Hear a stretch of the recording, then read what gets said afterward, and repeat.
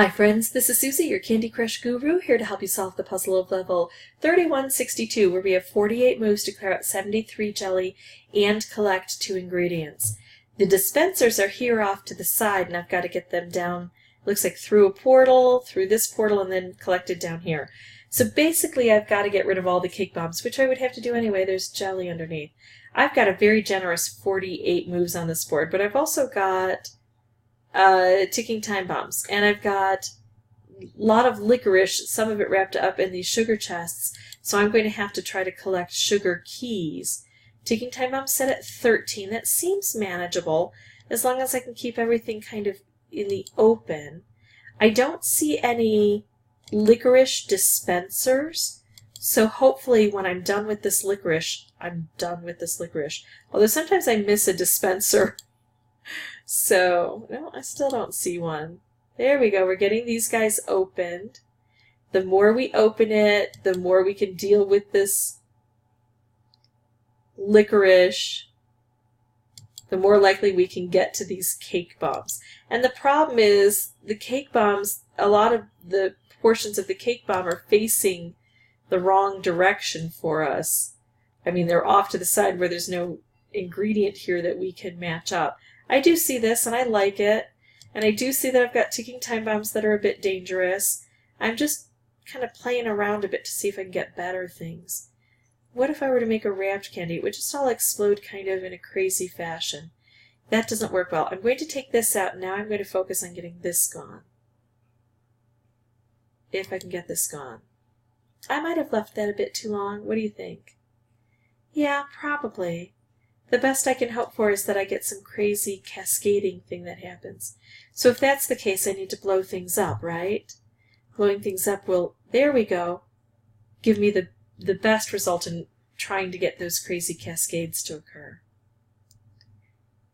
Alright, I still left it way too long. I get that.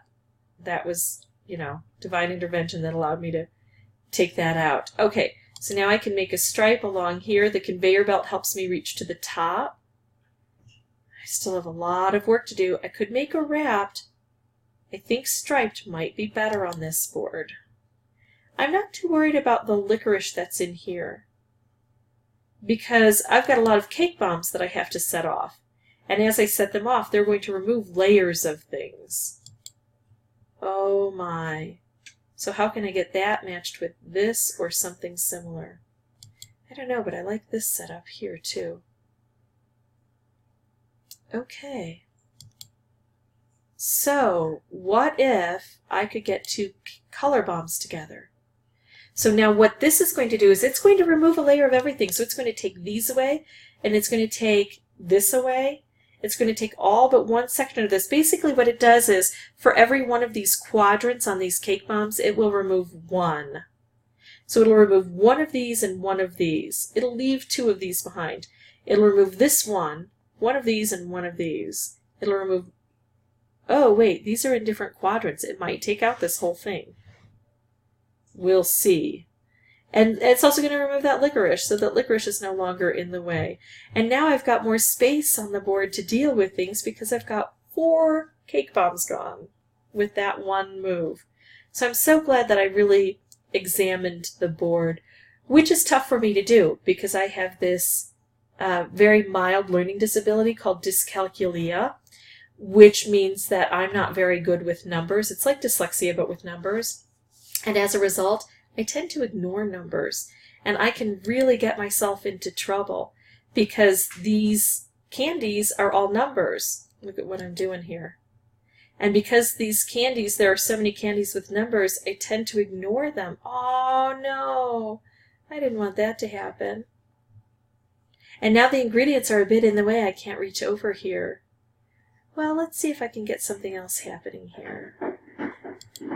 So I'm really happy with myself that I did spend the time. Oh, look.